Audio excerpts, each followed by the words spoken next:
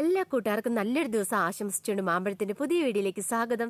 ആദ്യമായിട്ട് കാണുന്നവരാണെങ്കിൽ ചാനൽ ഇഷ്ടപ്പെട്ട ഒന്ന് സബ്സ്ക്രൈബ് ചെയ്യണേ. അതോടൊപ്പം തന്നെ കണ്ടുകൊണ്ടിരിക്കുന്ന എല്ലാവരുടെ സപ്പോർട്ടിലേക്കും തുടർന്നും പ്രതീക്ഷയുണ്ട്. നമുക്ക് നേരെ ഗീതുവിന്റെ ഗോവിന്ദിന്റെക്ക് ഇന്നത്തെ വിശേഷത്തിലേക്ക് പോയാലോ.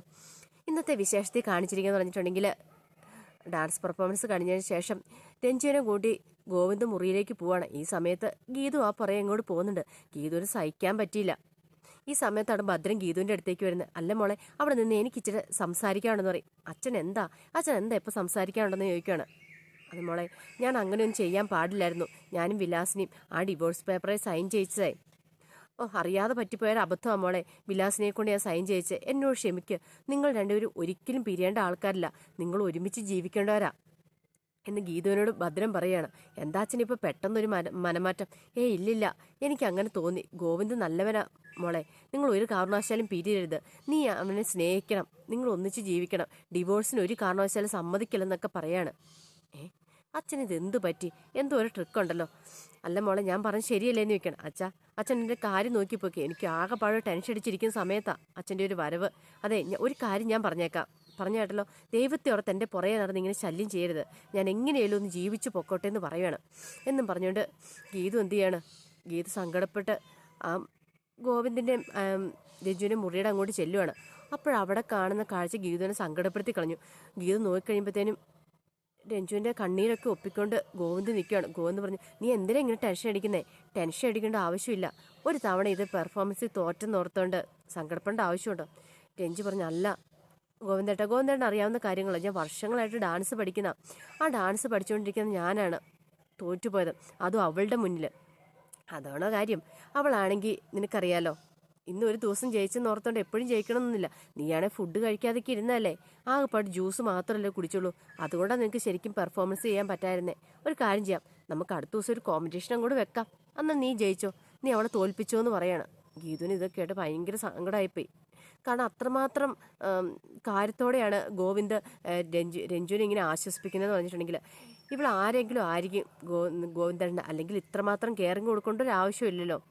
താനപ്പം ഫുഡ് കഴിക്കാത്തതിനൊന്നും കണ്ണേട്ടന് ഒരു കുഴപ്പമില്ല. ഇവൾ കഴിക്കാത്തതുകൊണ്ടുള്ള പ്രശ്നമോ. അങ്ങനെ സങ്കടപ്പെട്ടാണെങ്കിൽ ഗീതു പതുക്കെ തിരിച്ചു പോരുവാണ്. മുറിയിലേക്ക് വന്നു കഴിയുമ്പോൾ ഗീതുവിന് സഹിക്കാൻ പറ്റിയില്ല സങ്കടം. ഗീതുവാണ് അവിടെ നിന്ന് പൊട്ടിക്കരയുവാണ്. കുറേ സമയം കട്ടിലേക്ക് കിടന്ന് കരഞ്ഞു. അപ്പോൾ ഓർത്തല്ല, ഞാനെന്തിനാ ഇങ്ങനെ കരയേണ്ട ആവശ്യം വല്ലതും ഉണ്ടോ? ഒരാവശ്യമില്ല. വെറുതെ എന്തിനാ? അവൾ വരുവോ പോവോ എന്തേലും ചെയ്യട്ടെ. ഗോവിന്ദേട്ടൻ പാവുക. ഒരു പക്ഷേ താൻ തെറ്റിദ്ധരിക്കുന്നതാണെങ്കിലും അദ്ദേഹത്തെ, അല്ലെങ്കിൽ താൻ അദ്ദേഹത്തിൻ്റെ ഭാര്യയല്ലേ. പിന്നെ ഏതോ ഒരുത്തി വന്നെന്ന് ഓർത്തുകൊണ്ട് താൻ കരയേണ്ട ആവശ്യമുണ്ടോ? അല്ലെങ്കിലും ഞാനും ഗോവിന്ദേട്ടൻ തമ്മിൽ എന്താ ബന്ധമുള്ളൂ? ഒരു എഗ്രിമെൻ്റ് കല്യാണം, അത്രയല്ലേ ഉള്ളൂ. ആ കോൺട്രാക്ട് മാരേജ് കാലാവധി അവസാനിച്ചിരിക്കുന്ന. തനിക്കിനി എപ്പോൾ വേണ്ടും പോവാം. കണ്ണേട്ടൻ്റെ ഇഷ്ടം പോലെ എങ്ങനെയാണെന്ന് വെച്ചാൽ കണ്ണേട്ടൻ ജീവിക്കട്ടെ. അങ്ങനെ ഒരു തീരുമാനമൊക്കെ എടുത്തിട്ട് ഗീത നേരെ കണ്ണാടിക്ക് മുന്നിൽ നിൽക്കുകയാണ്. ഗീതൻ്റെ ചെയ്ത സ്വഭാവമുണ്ട് കണ്ണാടിക്ക് മുന്നിൽ നിന്ന് മനസാക്ഷിയോട് ചോദിക്കുന്നത്.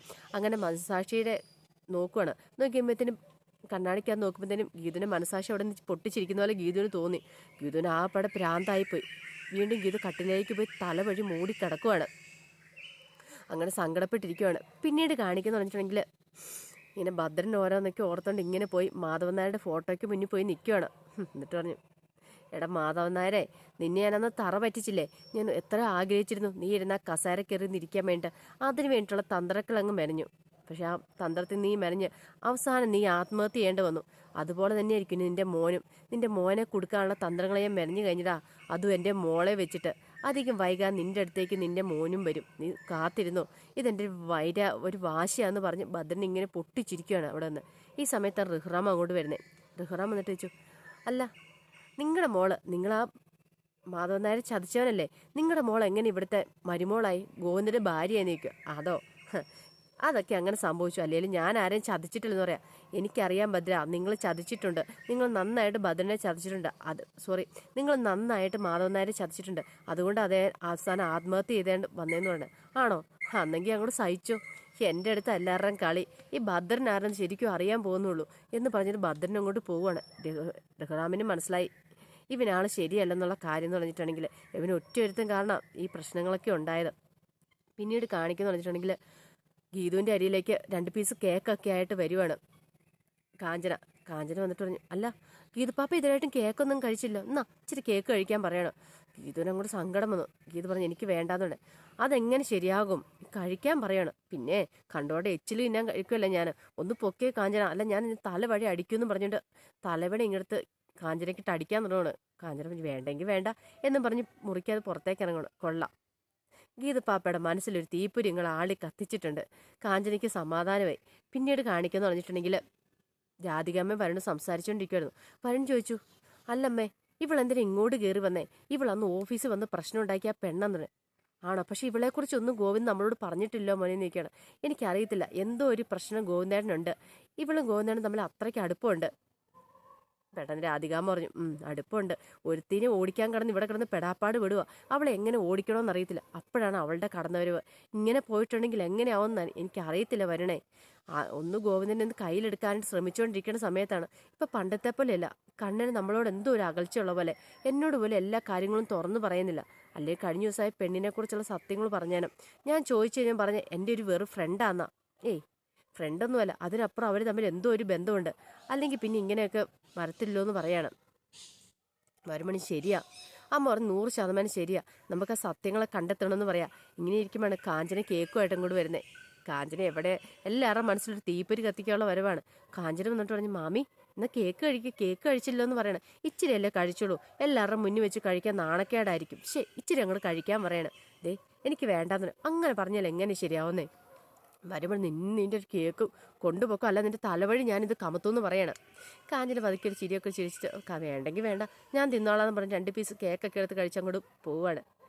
പിന്നീട് കാണിക്കുന്ന കിഷോറിനെ വിളിക്കുവാണ് ഭദ്രൻ. എന്തായി കാര്യങ്ങൾ, എന്താ ബർത്ത്ഡേക്ക് വരായിരുന്നെന്നൊക്കെ കിഷോറിന് ചോദിക്കണം. ഞാൻ ബർത്ത്ഡേക്ക് വരേണ്ട ആവശ്യമില്ലാന്ന് വേണം, എന്നാലും ഇമ്മ ബർത്ത്ഡേക്ക് വരണ്ടായിരുന്നു പറയാം.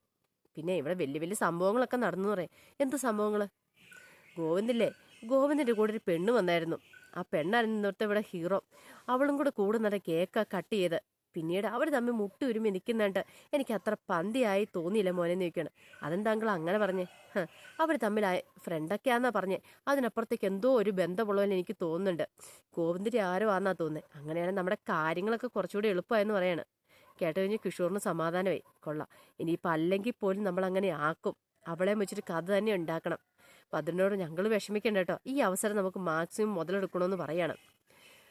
അങ്ങനെ ഭദ്രൻ ഉദ്ദേശിച്ച കാര്യങ്ങളൊക്കെ നടന്നു. കിഷോർ ഫോൺ വെക്കുകയാണ്. പിന്നീട് കിഷോർ ആലോചിക്കുക, ആരായിരിക്കും അവളെക്കുറിച്ചുള്ള സത്യങ്ങളൊക്കെ കണ്ടുപിടിക്കണം. പിന്നീട് നേരെ എന്ത് ചെയ്യുവാണ്, കിഷോർ അവർണിയുടെ അടുത്തേക്ക് ചെല്ലുവാണ്. അവർണിയുടെ അടുത്ത് ചെന്നപ്പോഴത്തേന് അവർണിയോട് ഇരിപ്പുണ്ടായിരുന്നു. അവർണിയോട് ചോദിച്ചു, അല്ല ഇന്ന് അവിടെ സ്പെഷ്യൽ ഗസ്റ്റ് ആരും ഉണ്ടായിരുന്നു ചോദിക്കുകയാണ്. ഗസ്റ്റ് അങ്ങനെ ആരുമില്ല. അല്ല ഗോവിന്ദ് സാറിൻ്റെ കൂടെ ആരും കേക്ക് മുറിക്കാനോ പറ്റുമോ? ഓ ഉണ്ടായിരുന്നു, ഒരു പെണ്ണുണ്ടായിരുന്നു അറിയാം. അല്ല അത് ഗോവിന്ദ് സാറിൻ്റെ ആരാന്നൊന്നും അറിയത്തില്ല, പക്ഷെ അവളോടൊപ്പം നിന്ന് കേക്ക് കിട്ടിയത്. ഓഹോ, അപ്പം ഇനി ഗോവിന്ദ് സാറിൻ്റെ വേറെ പഴയ വല്ല ഫ്രണ്ടോ അല്ലെങ്കിൽ പഴയ വല്ല കേസ് എന്തെങ്കിലും ആയിരിക്കും. ഇതേ കിഷോറെ, അനാവശ്യം പറഞ്ഞാണ്ടല്ലോ. ഞാൻ കണ്ടിടത്തോളം അറിഞ്ഞിടത്തോളം കാര്യം ഗോവിന്ദ് സാറ് നല്ലവനാന്ന് പറയും. പിന്നെ നല്ലവനാ. നിനക്കെന്ന് വെച്ചാൽ എല്ലാം അങ്ങോട്ട് അറിയാം എല്ലാവരെക്കുറിച്ചോ. ഇതൊക്കെ എല്ലാവരുടെ മുഖംമൂടിയാണേ, നീ ഉദ്ദേശിക്കുന്ന എല്ലാ കാര്യങ്ങൾ. അങ്ങനെ വരാൻ വഴിയില്ല. പിന്നെ അവരിങ്ങനെ ഓർക്കുവാണ്, ഇനിയിപ്പോൾ അങ്ങനെ എന്തേലും ആണോ, എങ്ങനെ സെറ്റപ്പാണോ? പാവം ഗീതു. അങ്ങനെ വരാൻ വഴിയില്ല. അങ്ങനെ അവരെ ഇങ്ങനെ ചിന്തിച്ചുകൊണ്ട് നിൽക്കുവാണ്. അപ്പോൾ അതിൻ്റെ വിശേഷങ്ങൾ ഇന്ന് കണ്ടതെന്ന് പറഞ്ഞിട്ടുണ്ടെങ്കിൽ ഇതിൻ്റെ ബാക്കി വിശേഷങ്ങളായിട്ട് വൈകുന്നേരത്തെ പ്രൊമോയും ഞാൻ വരാട്ടോ. ഒരിക്കൽ കൂടി എല്ലാവർക്കും നല്ലൊരു ദിവസം ആശംസിച്ചുകൊണ്ട് നിർത്തുന്നു. നന്ദി.